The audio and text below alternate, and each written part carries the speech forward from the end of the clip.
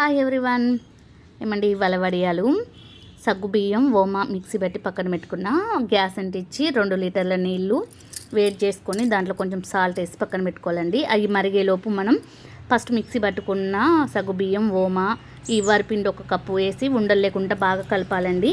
కలిపాక ఈ నీళ్ళు మసిలేటప్పుడు ఈ అందులో పోసి బాగా తిప్పాలి. ఒక 10 నిమిషాలు అలా మరిగిపోయాక కొంచెం చిక్కదనం పడుతుంది. చిక్కదనం పట్టాక మంచం వేసుకొని ఎండకు చక్కగా ఒక కవర్ వేసి వడియాలన్నీ ఇలా పెట్టుకుంటే అంటే మనకి ఎలా అంటే అలా పెట్టుకోవచ్చు.